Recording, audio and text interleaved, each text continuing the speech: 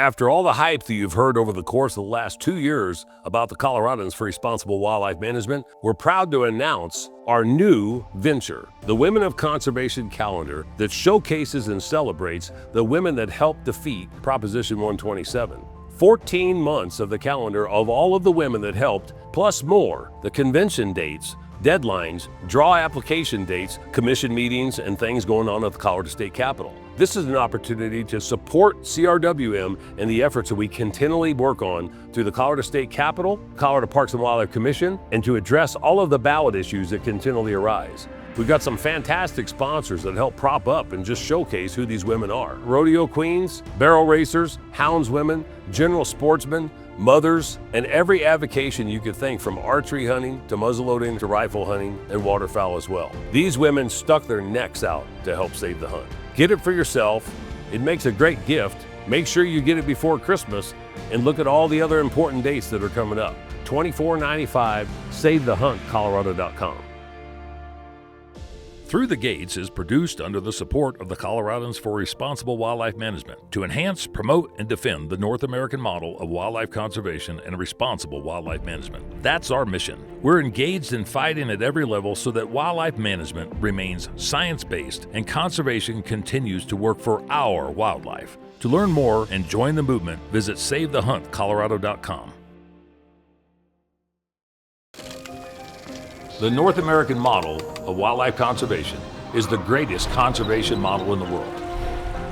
It's a success story that should be shared and celebrated because everybody is a part of it.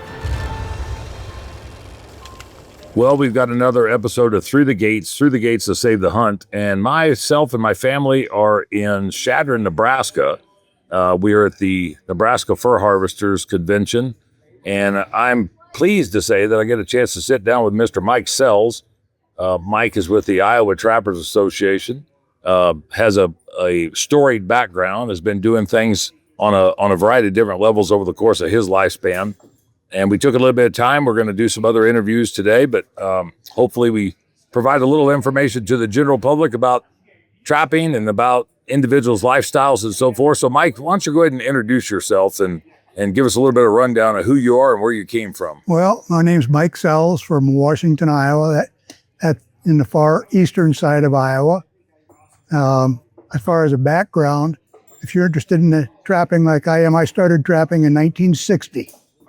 In the first year of trapping, I trapped 3 muskrats and gained some experience. So in 61, I trapped 14 muskrats. In 62, I trapped 50 muskrats, and I kept going since then. Well, I've also expanded in other things. Once I started trapping, I got the bug really, really bad. I was a very poor student in school because all I could think about was trapping. I found every mountain man or any book on trapping, anything on mountain men in our school library, and I devoured them. And of course, the mountain men, going way out west, they were after beaver. So that was my goal. I wanted to be a beaver trapper. Even though I was trapping muskrats, I wanted to catch beaver. It took till 1963. I was 15 years old, and I caught my first beaver. And I was proud as a peacock. And I heard that there was a widow lady down the road that used to trap beaver. And she showed me how to skin that beaver. Well, when I took it to my fur dealer, he laughed because she skinned it open. And anyway, he showed me how to skin them right. So I got the bug. I caught a beaver, and 2 days after I caught that beaver, and I was trapping on the Cedar River, the river froze over completely. So now I'm out of beaver trapping. I don't have much experience for trapping them to begin with. Anyway, we had a very, very severe cold winter that year. And in January, early January, we had a little bit of a thaw. And it had gone from 20 to 30 below zero up into the teens and into the 20s, and it just felt balmy out. Well, I rode the school bus to school. It was 10 miles to school. And on a Friday night, it was nice and balmy warm, I ran down to the river and I found where a beaver came out of the ice. So ran home, got a trap, set that trap there, and in the morning I had that beaver. So now I've got my second beaver ever. So then that Saturday, I spent the whole day on the river looking for more beaver sign. And I set another trap and I caught another beaver. Sunday morning, I had my third beaver. So, because I didn't like school, I decided I'm going to skip school and I'm going to keep trapping beaver. Well, my mother was never the type of a person that got us kids off to school, so I never knew what time she got out of bed. Well, I missed the school bus on Monday morning, and about 5 minutes later, I found out what time she got out of bed, because she got up and she was madder than a wet hen. And she said, by God, she said, if you ain't going to school, you ain't living here. Well, I was kind of feisty myself, so I said, goodbye. So I ran down to the river, I pulled my traps, came back to the house, packed everything I owned, put it in a backpack, and I had a shotgun, a 20 gauge shotgun, and I had a fishing pole, and I left. Now this is in January in northern Iowa. It'd just been... You didn't think that out very far, did you? I didn't. But I knew where I was going. For 3 years, we had lived in town. Now we're back out in the country, but we'd lived in town. So I had a following of guys that I ran around with in town. And we always did a lot of camping out and hanging out at Blackhawk Creek. So I'm going to go back to Blackhawk Creek and pitch a tent. I had a little Boy Scout pup tent. So I pitched my tent, got in town, got to the creek, pitched the tent, and I knew the school bus dropped these kids off at what was called Meadowdale Store. And so I knew what time that was going to be. And I was sitting on the steps of Meadowdale Store drinking a Coca-Cola when the school bus dropped these kids off. And they all gathered around me and says, oh, Mike, what are you doing? I said, I left home. I'm going to live down here at the creek. I said, oh, really? So they came down to my campsite and we sat around. I had a fire built. Sat around the campsite, smoked cigarettes, and told tall tales. Well, did that the next night also. Well, the third night, when they got off the bus, those kids, those friends of mine, they said, man, that cold weather's coming back, and it's supposed to get 20 below zero tonight. You're going to freeze to death down here at the creek. I said, nah, I'm tough. Well, I've lived by that moniker, I'm tough, ever since then. But that night, it got cold. When it come dark, they all went home. And then it was really getting cold. Well, I ended up putting on all the clothes that I owned, and I kept that fire going all night. I stayed awake all night. I would have froze if I'd have gone to sleep. And in the morning, one kid brought his dad down to my campsite. His name was Ken. And Ken said to me, he said, Mike, you can't live like this. You come live with us until spring. I said, okay. So for the rest of that winter, I lived with this family in a regular house in Waterloo, Iowa. In the spring, because he said, come to stay with us till spring. Well, when I thought the time was right, I packed everything, and I had a dream. I wanted to go to Canada, and I wanted to be a guide at a fishing resort. Now, I'm 15 years old. My mother's kicked me out. I never went back. Anyway, so that spring, I started hitchhiking to Canada. I'm going to get me a job at a resort. I didn't make it that far. I made it to north central Minnesota, and after 3 days of on the road, and I left Waterloo with $3 in my pocket. So after 3 days, I'm broke, I'm hungry, so I got to find a job. So I woke up that morning, I slept the night in a ditch, and I walked down a gravel road, and I saw a really nice barn. But the house was a 2-story log cabin, an authentic log cabin. And I walked up and knocked on the door. Now, this is just after daylight. And an old lady comes to the door, and she reminded me exactly of Granny on the Beverly Hillbillies. And I said, my name is Mike Sells from Waterloo, Iowa. And I said, I'm looking for a job. You need any help here? No, she said, we quit farming a couple of years ago, but she said, you walk down to the road to the next place. Witheralls live there, and he's been talking all winter. His sons left him last fall, went to Oregon, and they're wanting somebody to help him. So, make a long story short, I walked down there and I got a job with with Gerald Witherall, milking cows, and for room and board, no pay at all. And that fall, I hitchhiked back to Iowa, got a job on another dairy farm for $1 an hour. Anyway, I worked there until I went to work at John Deere in Waterloo. Then I went in the Army, and I spent almost a full year in Vietnam. I was a paratrooper in the 173rd Airborne Brigade. We lived in the jungle, so it's just like home to me. Except for it wasn't cold. Yeah, it wasn't home. But our mission was to find the enemy and kill them. And we were good at it. Back in the rear where corporate or company headquarters was, had a great big billboard sign. It said Charlie Company, 1st Battalion, 503rd Parachute Infantry. Death is our business, and business has been good. Anyway, Pretty significant. I've still got a picture of that sign. I spent a whole year in combat. I was wounded in May of '68. I was wounded in September of '68. I was wounded in April of '69, and pretty significantly in April, to the point that I ended up in a hospital, eventually in Japan, and I don't know when I got there. Then they medevaced me back to the States, and I ended up in 2 hospitals here in the States until I got well enough and they discharged me. So I got discharged out of the hospital and out of the Army the same day. So I actually spent less than 2 years in the Army. Well, while I was in the Army, in September of '68, when I got wounded in the arm, we lost most of our company in 2 days. Very bad battle. And we were an ineffective fighting force after that. So they pulled us out of the jungle, took us back to a rear area. And while we were back there, I saw a billboard, a poster board, I should say, tacked up on the wall of a tent.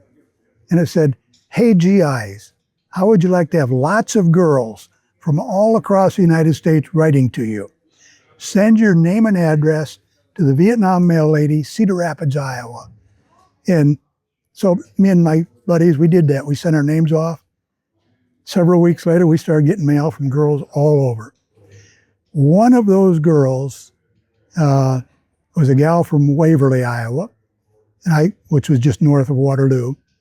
Never met her before, but we started corresponding back and forth, back and forth.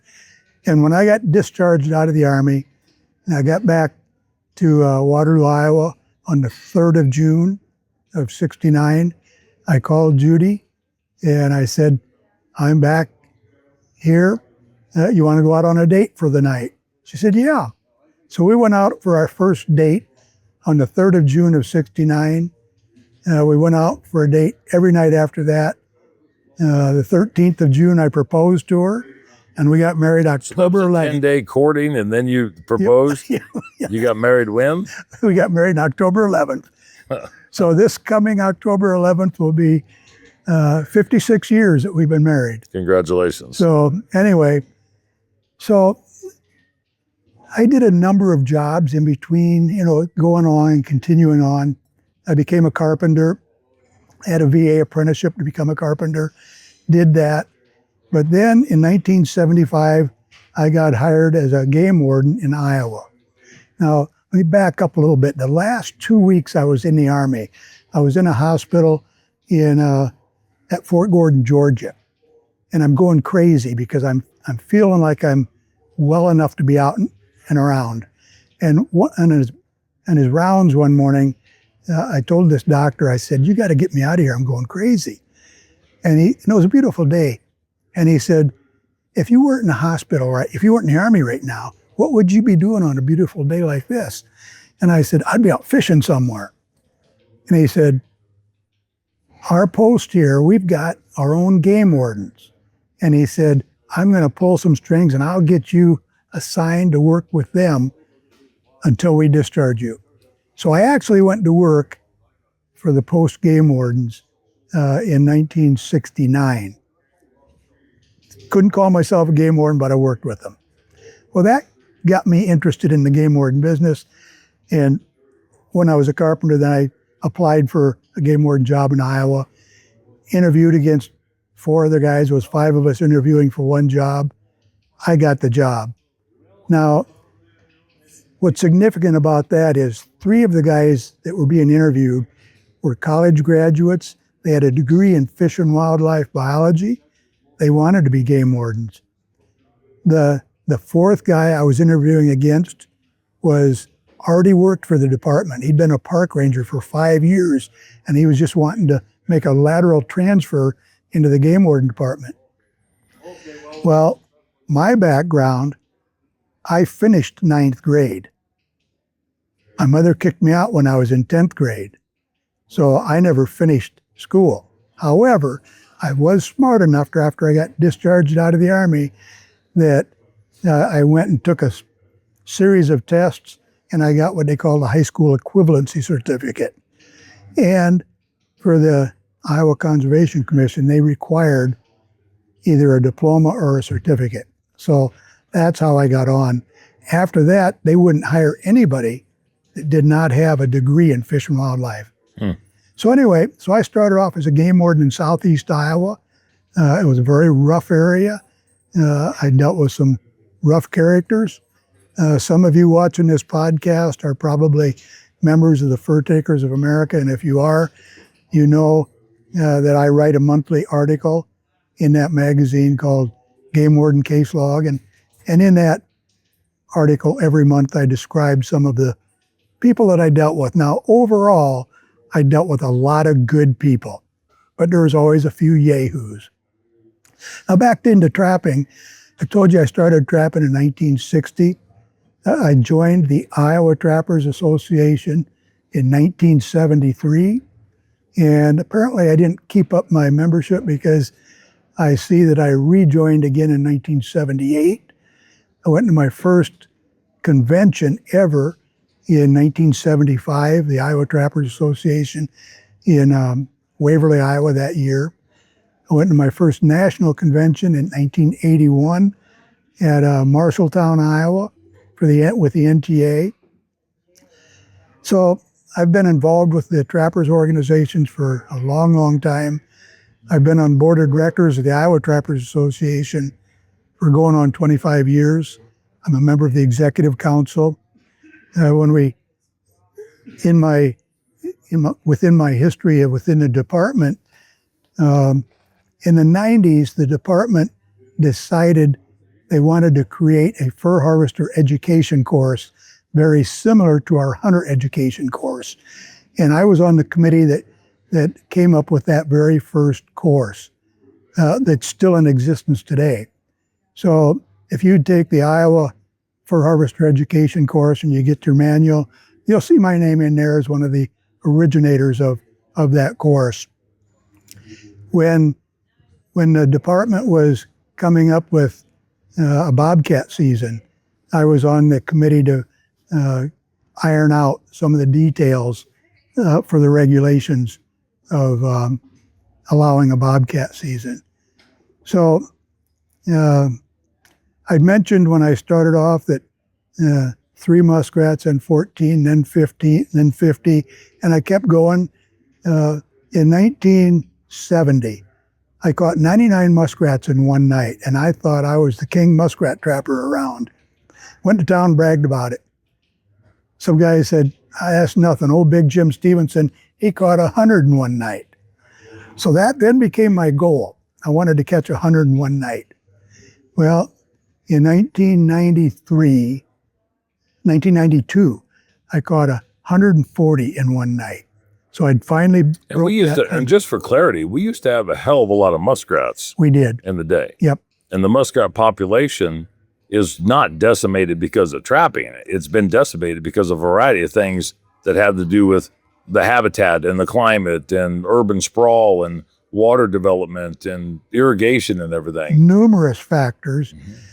So numerous, in fact, that the biologists that study those things, they can't really pinpoint one particular thing that has caused the demise of the muskrats. Now, there's places that the muskrat population is still good, but most of the places that I grew up trapping muskrats, you can't find any muskrats anymore. But a lot of that, Mike, did they not drain a lot of that stuff, or they did created a lesser, even though we have a tremendous amount of riparian wetland habitat, it's not the same as what it was straight across the landscape, whether it's in Iowa or Pennsylvania or in the West. Yep, you're right. Everything has changed. And there are some isolated places throughout the country that you can still catch large numbers of muskrats, and I still do, but I've got to hunt for them, and I've got to travel for them. In '93, I had to travel 3 hours from home, slept out on the ground, and I trapped 1,132 muskrats in 10 nights. But I had to travel for them. The places that I used to trap, they weren't there. So I haven't here in the last 2 or 3 years, but up until then, I was still trapping anywhere from 500 to 600 muskrats every season, but I got to travel and I got to find marshes that has a lot of rats in them. And then I focus on them. Now, I want to tell you a little bit about raccoon trapping. And in 1966, I acquired a book called Habits of Mink. It was written by J. Curtis Gregg. And Gregg was a fabulous mink trapper. And I used to trap a lot of mink also. But when I got his book and started following some of his advice, my numbers went up dramatically. One of the sets that J. Curtis Gregg developed, he called the Streamline set. And I started following that and using that, and that was my go-to mink set. But when J. Curtis Gregg developed that set, there was very few raccoon in Iowa. He developed that set in the 30s and early 40s. And now here I am in the 60s and 70s using that set, and if you make it exactly the way he describes it, it won't hold coon. And I started losing some sets to coon. Because of that, I started modifying that set. And I invented and ended up what is now pretty well known throughout the country as the fish stick set. And for a number of years, I trapped right at 1,000 coon a season using the fish stick set. And a lot of people use that now, and most people don't know that I'm the guy that originated that. But the genesis of it was J. Curtis Gregg in his, what he called the Streamline set. So I've done a video describing that set, but I've made certain on the video that I've given credit to J. Curtis Gregg. And I collect anything from J. Curtis Gregg. He did a lot of pamphlets and books and manuals, and I'm still looking for some that he did. Anyway, so I guess what I'm telling you is I trap a lot of everything. Was there as many trappers then as there is now? Then being when? Well, back in when you were doing 1,000 coon. Yes, because that's when the prices were up. When I was hitting them hard, the prices were up, and we had trappers around every corner. There was a trapper. Lots of complaints of theft because most of the trappers were what I call road trappers. I got off from the roads when I started getting some theft when I was mink trapping heavy. And that would have been in the late 60s, early 70s. Prices were coming up and people were stealing traps. Not just in Iowa, but everywhere. And so then I started focusing on public marshes and rivers and streams, because most of the thefts were occurring along roads. So I got away from the roads. So I trapped for years without having any theft whatsoever. But we had a lot of trappers. And then when the prices went down, then it thinned them out. And now there's not nearly as many trappers as there used to be. And some of that's price. yes, Some of that's land access and availability. Some of that is timing out on the age factor where guys... The social stuff is really factored in because a lot of these young people aren't being brought out onto the trap line. They spend so much time on their gadgets. Yep. And the schools have expanded their stuff to where all their sports, the kids are so involved with baseball, football, soccer, basketball, all those scholastic sports, and they're just taking them away from us. And we as trappers haven't been real good at recruiting young people. Now, I think that's changing somewhat. I think some of us older people have recognized that, and we're making an attempt to correct that. You're seeing a lot more kids events at trappers conventions, not just at conventions, but we're getting our thoughts and our ideas into the schools. We're developing curriculums into schools and actually putting ourselves into schools and trying to recruit people, and it's working. And it also is a combination of efforts. Anybody that sees wildlife management and how it's evolved over the course of the last 2 or 3 decades, even a lot of the game wardens and managers themselves have been somewhat, while they're enamored with the wildlife and the habitat and the resource management and the conservation, a lot of them weren't brought up in it either. That's right. Absolutely right. When I came on as a game warden, my local game warden lived about 30 miles north of where I lived, and he knew I was going to be interviewing for the job, and he wanted me to get the job. So he'd come to my house about 3-4 days in a row and kind of give me some idea of some of the questions I might be asked at the interview. But the last day he came, he said, Mike, he said, I've hesitated to tell you this, but he said, our department does not allow game wardens to trap. So he said, are you willing to give up your trapping? He knew I was a serious trapper. Are you willing to give that up to get this job? And I had a difficult time with that, but I decided that I would. And I told him right then, I said, I will, but I'm going to do everything I can to get the department to change that policy. Well, as it turned out, as soon as I got hired and I was in training, I heard about another game warden that was trapping. And I said, how can that be? I was told that game wardens can't trap. Well, they told me that it's up to your individual supervisor.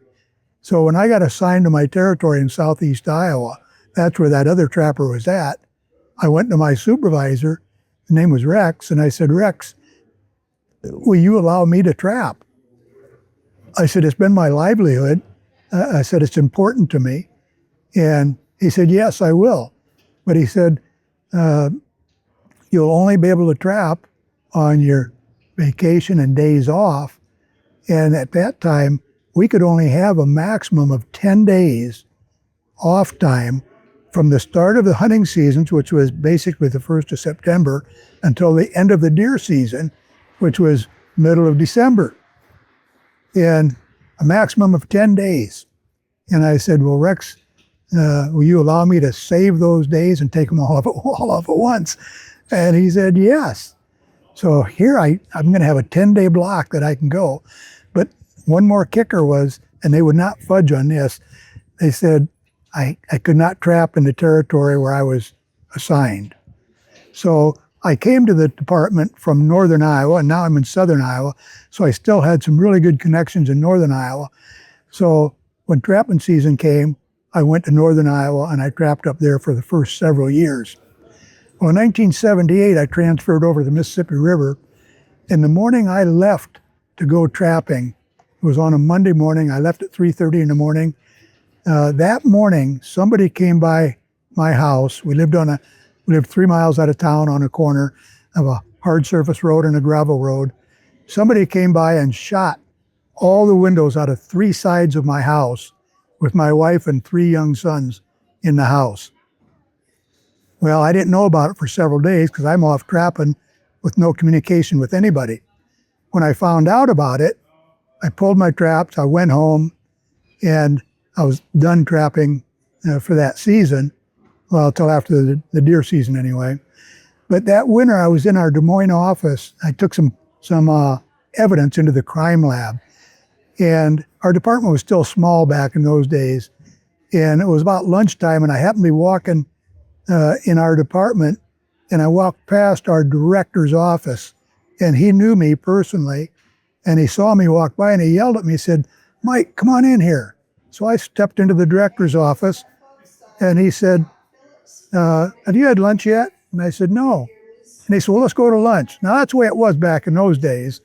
Very close personal relationship with all the upper echelon. So we went off to lunch and had just the two of us, had a good lunch. And while we're at lunch, I told him about my house getting shot up. His name was Bill Brabham.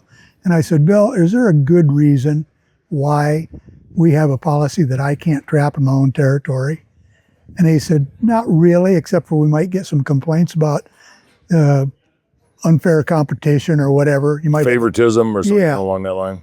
And I said, "Well, would you think about getting that changed?" And he said, "I'll do it." So he got it changed. So from starting in 1979, then I could trap my own territory. So I've seen a lot of things. I've been a target an awful lot. Most of the stuff we dealt with was misdemeanor stuff, and it didn't amount to a hill of beans. But when we started getting into some real serious stuff, some of those people take it personal, and they want to have their little pound of flesh back. So you always had to be on your toes. So how long were you a game warden? Almost 30 years. And you retired in what capacity? I was a district supervisor. In 1981, my boss, Rex, retired. And there was several people that wanted his job, and he encouraged me to throw my hat in the ring, and I did, and of course I got the job. So I went from when I started off, I had 2 counties right on the Missouri border, and then several years later I transferred to the Mississippi River to a county over there where I dealt with a lot of commercial stuff, commercial fishermen, and tons of waterfowl stuff. Well, anyway, I just had 1 county there. Well, then in 81, when I became the district supervisor, I had a quarter of the state. So I had like 15 game wardens under me. And I had summer help to run our water patrol stuff. And but anyway, a quarter of the state. It was a big territory, and a little while later that we reorganized and got down to 6 districts. So then I had a 1/6 of the state, and that's where I was at when I retired. I was still a district supervisor. And as a district supervisor, from 81 on, I was involved with hiring every new game warden that came on. So I know most of them in the state of Iowa. Back when I was hired, there was only 60 game wardens in the state, and we were like family. We're just like trappers. We were like family. So everybody knew everybody. We knew their family. We knew their wives' names. We knew their kids. We were all very close. I've lost touch with some of them now, but I'm still close with quite a few. My oldest son, I have 3 sons. They all do the same stuff that I do. They collect the same stuff I do. They're all really good trappers. And of course I taught them, and they should be good trappers. My oldest son put himself through college. He's got a degree in fish and wildlife. Put himself through college with trapping turtles and trapping fur-bearing animals. He got a job as a game warden. He's currently a game warden in Northwest Iowa. And he's been a game warden for over 30 years now. And his oldest daughter, my oldest granddaughter, I have 8 grandchildren. My oldest granddaughter is a game warden now in South Dakota, having the time of her life. She's loving it. And I think So it is truly a family operation, isn't it? It's a family deal now. Yeah. Yep. So anyway. And did you get a chance to take the grandkids hunting and fishing and stuff? Oh, yes. Every one of my grandchildren have all learned to trap. I've taught them all how to trap, and they're all good trappers. Now, some of them haven't pursued it. The youngest grandson right now is in college in South Dakota. He's going through their ROTC program. When he gets out of college, he's going to go into the Army, and I don't know what part he's going to do, but that's of 8 grandchildren, he's the youngest. I've got 4 granddaughters, they all trap. I got 4 grandsons, they all trap. I've taught them all how to hunt. Another granddaughter wanted to learn how to hunt turkeys, so I taught her how to hunt turkeys. I've been with her when she's killed turkeys, spring and fall season. Same way with a young granddaughter. In fact, the youngest granddaughter, she's killed a number of deer using one of my rifles.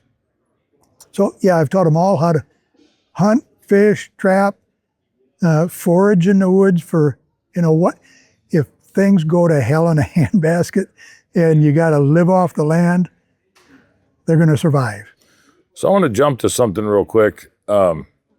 You've maybe championed, or maybe you were the pioneer, or maybe you're the perfectionist when it comes to raccoon calling.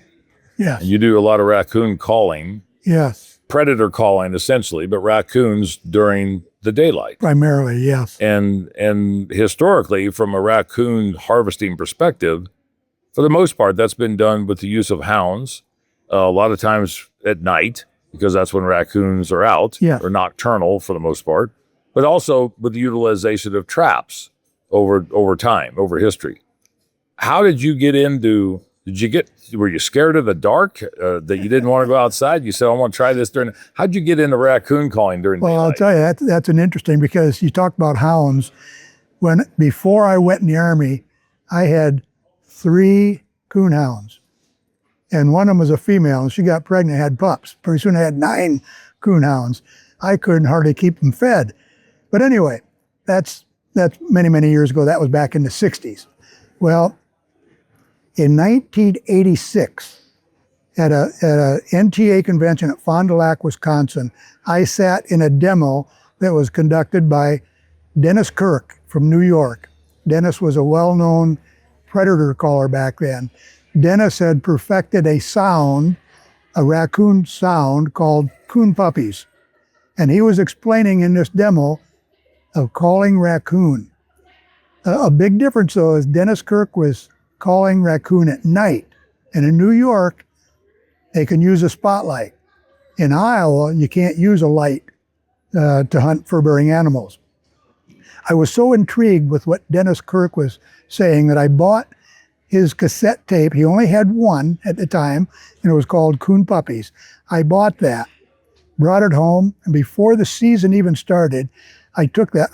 What I had for a caller was my boys were listening to music on what I call a shoebox size cassette tape player. So I absconded with that from them. I put that Coon Puppies tape in there. I took it out to where I knew there was a den tree along the Skunk River. And I turned that thing on, and within seconds of that sound, that coon puppy sound, a great big coon come barreling out of that hole, ran down the tree and took off down the river. And I thought, afraid of what you were doing. Yes. But I didn't really know what I was doing. I was just thinking, I said to myself, wow, that coon come barreling out and got the heck out of there. So it's not like it was coming to you. No, it was going. And I thought, was that just a quirk? So I went up the river about a mile to another den tree, and I turned it on, and same thing happened. I'm thinking, I'm going to try this when the season is open, when I've got a gun with me where I can kill them. And so that's how I started. 1986, that fall. Of course, I was trapping, but after I'm done trapping, I started calling coon, and I started killing coon. And I don't know how many I killed that first season just by calling. But every one of those coon that came out of a den tree, they were not coming to that call to attack it or eat it up or anything. When they hit the ground, they're off. They're taking off. What it was, I don't know, but the sound was a coon puppy squalling sound, and they're getting the heck out of there. Big, full-grown boar and sow coons, they're getting the heck out of there. Well, as time went along, I wore out that tape, and I got another one, and I wore it out, and then Dennis Kirk developed a second sound called Coon Puppies 2, and I've been using that, and it's even better than that first one. But over the years, now that's 1986, so that's coming up on 40 years, and I'm still calling coon. And I'm telling you, I have killed thousands upon thousands of coon in the daytime using an electronic call to call them out of their holes.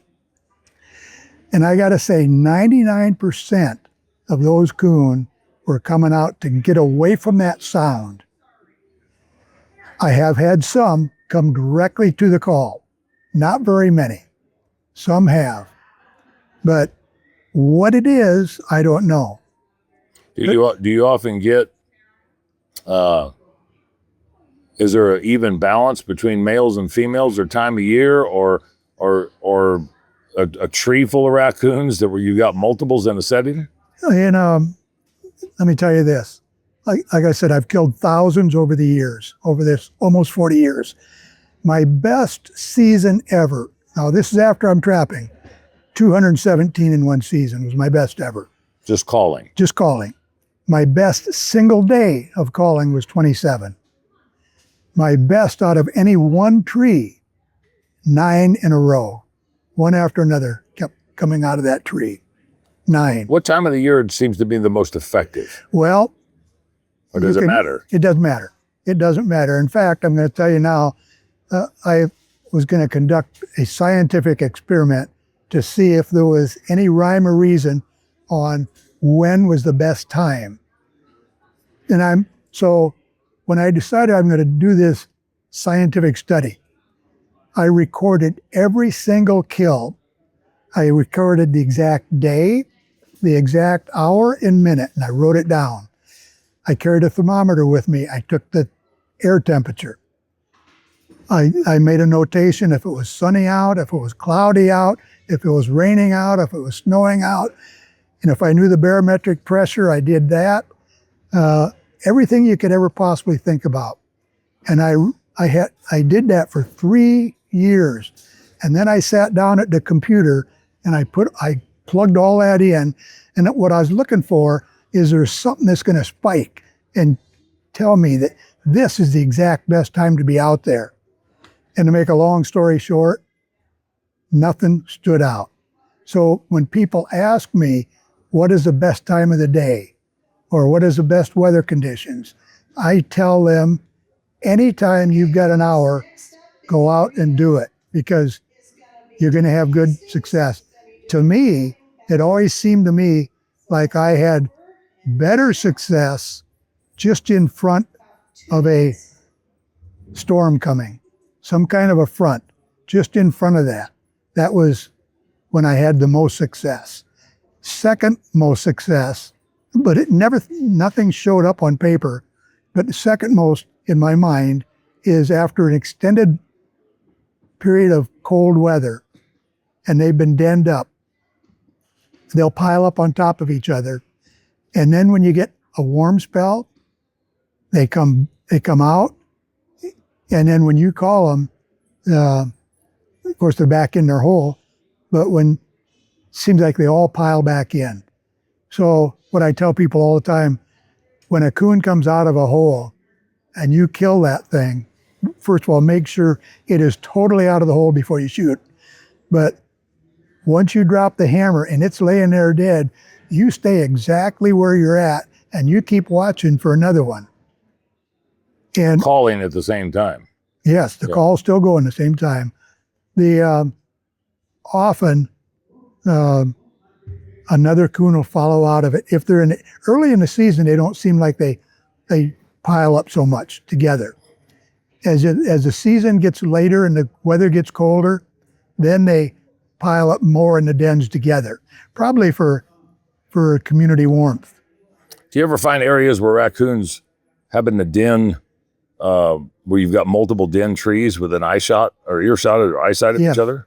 Very often. Really? Very often. And what you got to do then is you got to pick out what you are going to consider your primary target. But before you ever turn the call on, you walk around to within hearing distance of where your call is set up. And you try to identify other, because often you're at the wrong tree and you'll see one coming out from a different tree. So always be watching for others. Now, I've developed 3 coon calling videos, and they are available on the market right now at different places. What's it called? The very first video I put out was a teaching video called Daytime Raccoon Calling and Hunting. That is not available anymore. My second one out was called Cold Weather, Daytime Raccoon Calling and Hunting. And that is a teaching video. My third video was called Pure Fun. That's still available also. Now, you can find those in my advertisement in the Fur Taker magazine. Okay. And there's some distributors out there like Sterling Fur Company, Funky Traps, Cumberland's. Cumberland's carries. Yeah. I think Cumberland's is maybe out of them now. And, you know, as well as I do, the DVD video market is going downhill because of YouTube and other social media. So if you want one of those videos, the best thing would probably be to get in touch with me and I can ship one right out to you. So we'll give that information up at the end of this episode. When you started getting into the raccoon side of it, did you find yourself wanting to call or trap more? Because sometimes, you know, it's still the harvest. It's still the thrill. It's still trying to outsmart something and utilize the resource. What did you find yourself the more that you experimented and the better you became at it that you wanted to do? It's easy to answer. First and foremost, I'm a trapper. So trapping to me takes priority. Now, on raccoon trapping, I'm primarily a water trapper. So where I live, we're pretty well froze out water trapping by mid to late December. So by mid to late December, as soon as I'm done water trapping, that's when I grab that call. And back when I was doing a lot of it, I called every day. Every day that was possible. Your wife probably liked to see you get out of the house, probably. Yeah. Actually, my wife went with me very often. And I tell people, if you have the ability, take people with you. This calling coon in the daytime can become obsessive. It's extremely exciting. It's fast-paced, action-packed. It's fun. And if you can take people with you, and I've taken people with me, and I have sold thousands of those videos. The very first one, which is no longer available, called Daytime Raccoon Calling and Hunting, I was selling them at $40 a crack. And I sold 1,000 in the first year. Really? That first year was 2008. Yeah. And Dan, I don't know if you remember, but in 2008 at Mason City, Iowa, I was set up on one corner and you were set up opposite me. Mm-hmm. Sitting just down from me was Major Boddicker. Yep.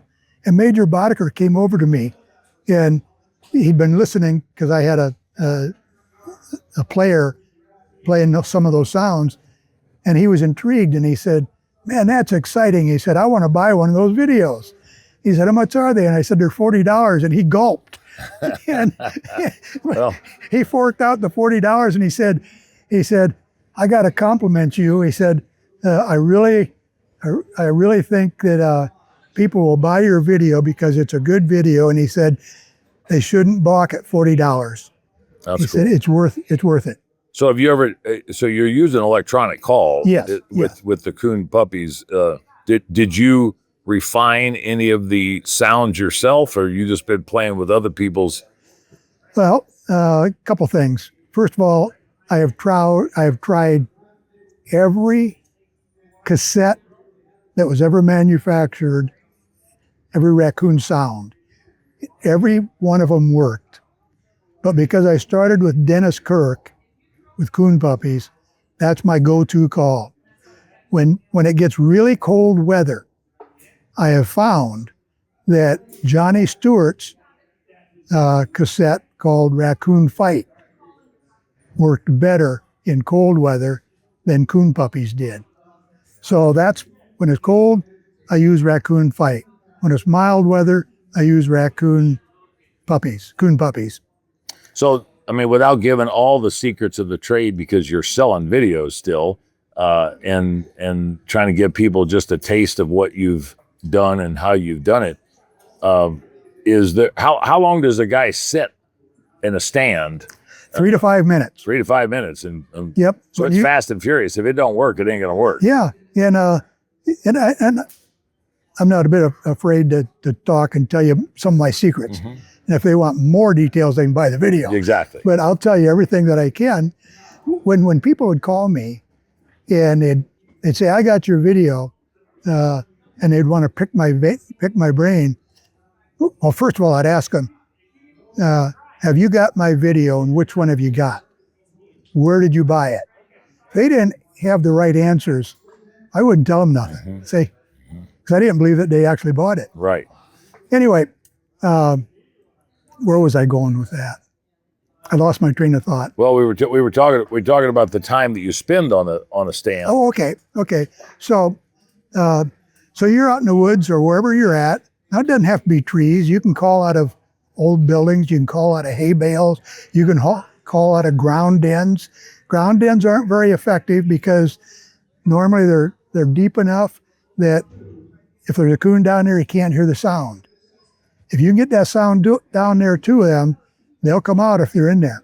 But anyway, once you've got your focus, your target where you're going to be calling, once you turn that on, I say 3 to 5 minutes. If they're not out in 3 to 5 minutes, turn it off and go find another one.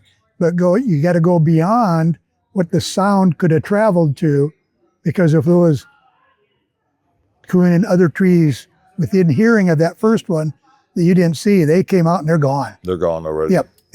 So go beyond the hearing sound. So because a lot of times when you're actually predator calling, you can call in other critters. You might be calling coyotes, but maybe a bobcat comes in, or maybe a fox comes in, or maybe a badger comes in. Do you get any other incidental investigators or curiosity coming on raccoons? Yes and no. I know because when I'm hunting in the snow and I'm done, I've killed the coon or nothing came and I've turned it off, and I'm heading to the next one, I could see where a bobcat was coming in. But I'm so focused, he saw me before I saw him. He was interested. It's just that it's something that maybe he's already heard on his own, but he knows that there might be a meal there because you've got coon puppies. Yep. So I do know that raccoon sound will attract coyotes and bobcats. But personally, I've never harvested any because I think it's because I'm so focused on what I'm doing. Mm-hmm. How about just out of curiosity, what about birds of prey? Do you ever get birds of prey coming out? Yeah. Hawks Hawks very often. Yeah, just because they're interested in a free meal too. Yep. Hawks often. And I ask about the time of the year because typically coon puppies are going to be born in the spring. Right. And they'd be probably, middle-aged by fall, but it doesn't seem like it really matters. The sound is what everything's concentrating on, not the time of the year for the sounds. Yep. If you're hunting early in your season, I think you're probably going to have a little bit more success. But you're also going to have younger coon, smaller coon. See, one of the really nice things about when I'm hunting, that if your season opened November 1st and you've got a medium-sized coon, well, if you don't take that coon until middle of December or late December, that coon now, when you've taken him and you've stretched him, he's a large, and he's better furred. So the later you can go, within reason, you're gonna get bigger coon. When you were picking that up, you were still a game warden. Yes. And did you ever have any opportunity to do like emergency nuisance calls where somebody had something in the attic and that they called the game and fish or the conservation officer and said, "Hey, we got this." Did you guys ever take into consideration to help people out like that? And did you ever use your tools to be able to do that? Short answer, no. No. First and foremost, we didn't get many calls like that. Really? Yeah. Most people that had problems like that, they would call either their sheriff's office, or if they lived in town, they'd call their police department. And they always had animal damage control people to take care of that. We rarely ever got into any what you would call animal damage control. And that's become a business now to the Yes. point to where it's significant. But Yep. I didn't know if you knew of anybody that was actually using that to turn around and make something run out of an attic or a store. Well, or something. I suspect there's probably a lot of people in that business now that do that. Mm-hmm. And it's a good tool. You bet. Just another tool. And that's what I tell people all the time. Anytime I'm doing a demo at a convention and they want me to talk about calling coon in the daytime, I always preface it with, first and foremost, I'm a trapper. That's my life. That's first of everything. But this coon calling is just another tool in our tool belt to help you harvest more fur. I'm going to start to wrap things up, Mike. I appreciate you taking the time. Oh, I love it. But give me a little bit of an insight on the way things are moving today compared to where you saw them 30, 40 years ago, is from a conservation officer and seeing the change in demographics of the perception of trapping and fur harvesting and wildlife management. Well, obviously things have changed dramatically. You briefly mentioned about maybe some of the conservation people now don't have quite the background that we started off with. Yeah. Well, or maybe a lot, not just some. You're on the mark with that, because we have found that I'm talking about game wardens. Most of the game wardens coming on do not have the background, and they don't have the knowledge. And we recognized that when I was still a district supervisor, when I was still working, and we took steps to overcome that. So what we did, if we hired 3 new officers, male or female, doesn't matter, you soon find out they don't know up from down on fur harvesting, and we created a school for them. And when we had an opportunity, we sent officers to the Fur Takers Trappers College. So that was very helpful for a new officer. But also in-house, we created our own Game Warden Academy. And we had, I'll just give you an example. If I had new officers in my district, when I was off trapping, they were assigned to work with me on my trap line. So they knew, and a lot of times I was trapping out of a canoe, and they'd be sitting all day in a canoe. They were supposed to be at my house before daylight, and they'd eat breakfast with me. My wife would take us to the river. We'd hop in the canoe, and she would pick us up at dark. And we're all day on the trap line. And for a new officer... Well, they still wanted to be a game warden after that? You know what? I only had one person ever that at the end of the line, and we're in the vehicle heading back to my house, and And this officer said, "I don't care what you say. I still think trapping's cruel."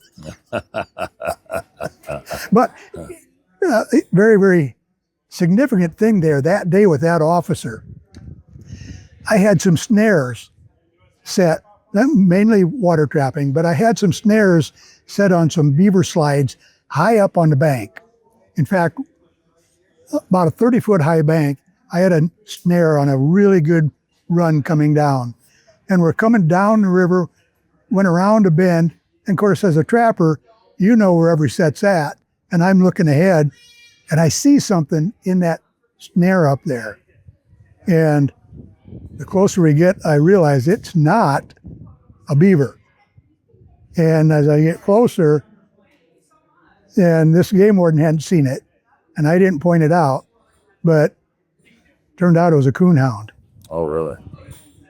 But, and we've, in our academy that we teach game warden stuff, we tell them that most dogs that are used to a lead, if they get into a snare, they're not gonna go.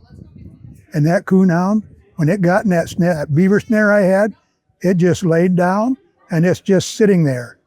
So pulled the canoe in, crawled up the bank, friendly dog, took the snare off it, and the dog took off, and I reset the snare.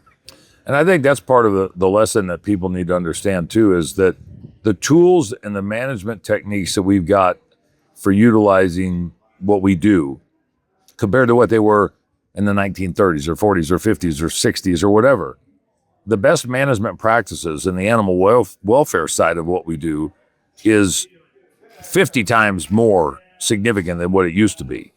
And the agencies, whether it's the Association of Fish and Wildlife Agencies or the Colorado Parks and Wildlife or the Game and Fish Department in Idaho or Iowa or wherever anybody's at, they are trying to do what they need to do for all of the management of all of the wildlife, but realize that different tools is available for different species. Yes. And just like, for deer hunting, it might be archery, it might be shotgun in Iowa, but for trapping, it's going to be kind of hard to sit in a tree stand to turn around and harvest beavers or raccoons. I mean, you might be able to get by with it some way, but the tools in the toolbox are part of conservation and wildlife management.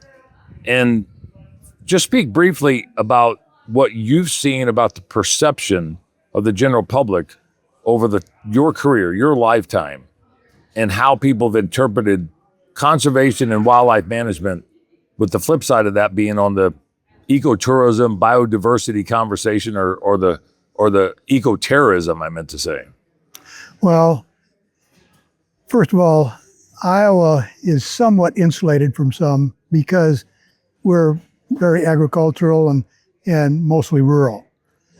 And I think rural people don't have the same mindset as town people do.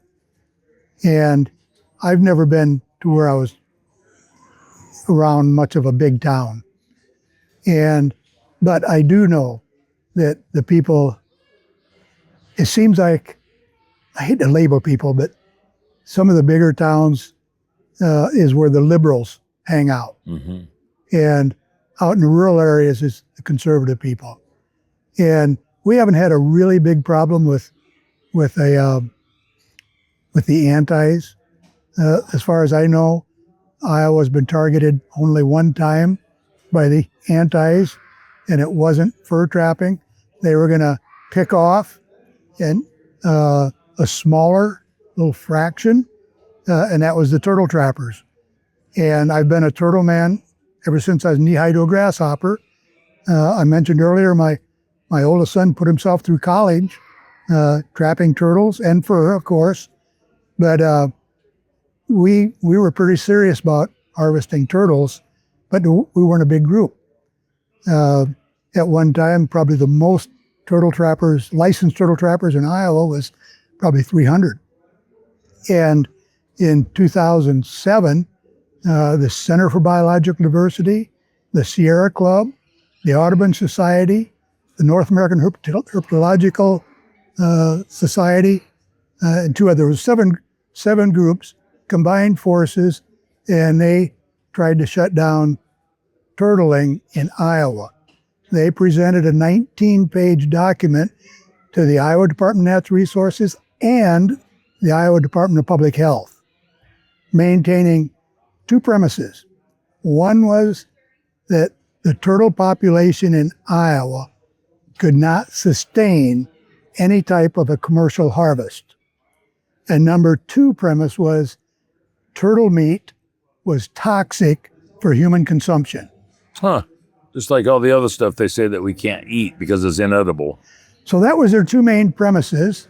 They had 19 pages of scientific evidence to support those two premises. But it was their scientific evidence. It was their scientific evidence.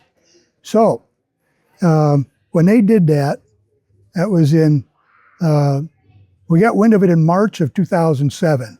In April of 2007, they came to a Natural Resources Commission meeting at Ames, Iowa, and presented that petition and got their 5 minutes to speak on the commission to encourage the commission to see things their way.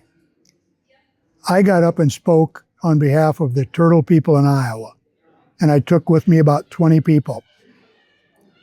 And after that 5 minutes, one of the commissioners asked me if we were an organized group, and I said, no, we weren't. And that commissioner said, how did you get so many people here today? And I said, well, I know all these people. I've grown up with them. And I said, I just made some calls. And that commissioner told me, you guys better get organized because we have to answer this petition. And we're going to answer it at our next commission meeting, which is going to be in May. And if you don't have a convincing argument against 19 pages of scientific evidence, we're going to find in their favor. That's encouraging. Yeah. So what we did immediately after that, we called a meeting to all the turtle people that I knew about, and I had them call people. We had a meeting down at Birmingham, Iowa, and we formed an organization called the Fishing and Aquaculture Association. I was elected to president, and our immediate objective was to counter those 19 pages of scientific evidence. So we contracted with Sustainable Resources International out of Falls Church, Virginia, Maryland. I think it was Maryland or Virginia, it doesn't matter, just outside of Washington, D.C. Yeah, East Coast. We contracted with the guy there and told him, and I knew the guy, and told him what was up against, and I said, is there any way we can counter that in 1 month? And he said, yeah, but it's going to cost you some money, and everything comes down to money. And now, at that meeting, there was 34 of us. So there's 34 members of our association. And we needed to come up with $25,000 he wasn't going to start until we come up with the money. So I said, I'll have it to you tomorrow. And we did. We came up with the money. Everybody dug into their pockets. We sent them off the money. We countered all of theirs. At that meeting, we won. We went out for a celebration feast for dinner, and everybody's jubilant and happy. And now I knew what was happening, and I could see what was going to happen. You know, I've been involved on the fur trapping side all these years with the Endangered Species Act and everything, so I know where things are going. So very soberly, I told everybody, I said, listen, everybody's happy, and you got reason to be happy. We just won a major battle. First time in history, the antis have come to Iowa and tried to put any group out of business, and we won. But what we've done is we've won a battle, and we are in a war. So those of you that are making your entire livelihood off from turtles, or if it's a substantial part of your income, you need to be finding a substitute source of income, because we've won a battle, we're in a war, we're going to fight this war, we're going to fight many more battles, and we'll win a few more, but eventually we're going to lose this war. Well, we fought tooth and nail for almost 10 years, and then we finally lost. But my point of all that is, I guess my point is, we were such a small group and they eventually knocked us off. But they changed tactics after that first year, and they enlisted the aid of the Department of Natural Resources. And I don't know how they did that. I have my suspicions, and I don't know if I should voice those suspicions right here on this. But regardless of the fact, they eventually won.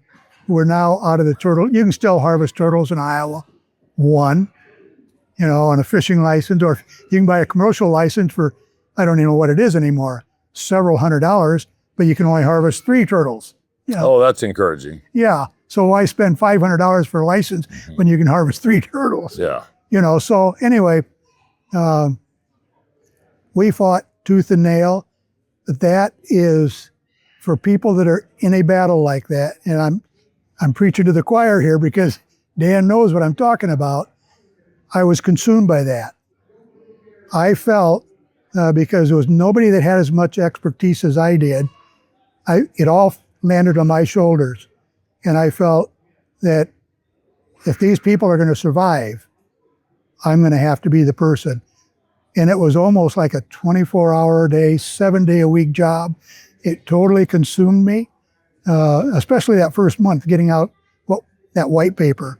But even after that, when they started attacking us from other means, I was just consumed with it. So much to the point, it'll wear you down, and my health went to heck. And at one point, I was even hospitalized. So, closing thoughts. If people want to sustain what they do, no matter what avocation it is, whether it's bass fishing or turtle harvesting or trapping or coon calling or whatever, give us a couple closing thoughts on a piece of advice on what you would recommend for people to do. First and foremost, don't be a loner. You got to get out and you got to join associations. Numbers speak volumes. All these bean counters or all the legislators, they won't listen to one individual normally. They'll listen to a group. The larger that group is, the more clout they have. So first and foremost, join an organization. And just because you join doesn't mean you have to do what I did or what Dan did or what the presidents of the other associations are doing. You just got to join. You don't have to do all that work. If you want to jump in and do it, great. We'd love to help. But just being a member, that just adds more money in the form of whatever your fees are. It just adds more. We need all the different associations need funding.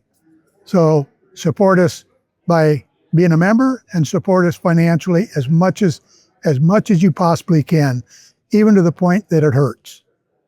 Real briefly, did you think that you would see in your lifetime the difference of perspective and opinions when it comes to what you and I strive to do from a science-based wildlife management perspective, and how that's changed over the course of the last 20 or 30 or 40 years? Well, I believe really strongly in the departments and in science-based management. But these people that are wanting to take all this away from us, they're coming up with their own science-based. They call it science-based. It's not. In fact, they're flat out lying on lots of stuff. So you got to put some trust to me, you got to place the trust in the departments that whole purpose is sustainable resources. And if you start straying from that and listening to other people, you'll get sucked in. That's why they have so much momentum. But I don't know if I answered that really Oh, you good. did. I mean, it's a hard thing to answer when you're in the middle of it and you see it happening around you over time, when other people don't realize that it's happening at all because they don't have to deal with it. I just want to say thanks for taking the time and sitting down here. You and I have known each other a long time. Long time, yeah. We haven't associated with each other a lot. I mean, we live in different states. We have different backgrounds, but we follow each other to some significant degree, just by the cycle of attrition. Yes. But I appreciate you coming over, having a conversation. And if anybody is looking to find information about raccoon calling, this is the guy to research and go into, raccoon daytime calling. But it's a pleasure to sit down with you, have a conversation. It shows that people are people and people have different backgrounds and life's ambitions and perspectives and boots on the ground experiences, and that trappers are not a bunch of knuckle-dragging Neanderthals that they're made out to be. That's They're true. regular people. They're attorneys, they're scout leaders, they're doctors, they're police officers, they're game wardens, they're ranchers, they're farmers, and there's a lot of people out there that do a lot of different things. But it's good to see things, a brief glimpse into your history, over your 56-year marriage, Yeah. and what you've done in your career. And I just appreciate the opportunity to sit down with you, Mike, and appreciate you taking the time. I appreciate being asked. Thank you. Thank you, sir. Yep. If you want to support a company that supported the efforts to defeat Proposition 127, then you need to support Davis Tent. Davis Tent has provided quality canvas goods for outdoorsmen for the last 50-plus years. For more information, go to davistent.com.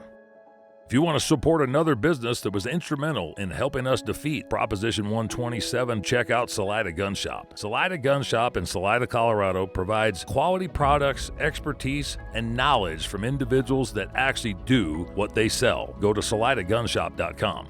Listen to the advice of Cameron Haynes and support companies that are supporting your cause and your efforts. Minturn Anglers is one of those companies. Minturn Anglers provides product and fishing excursions in Colorado and are second to none. For more information, go to minturnanglers.com. Thanks for joining us for this episode of Through the Gates. For more content like this, make sure that you like, follow, and subscribe on all of our channels.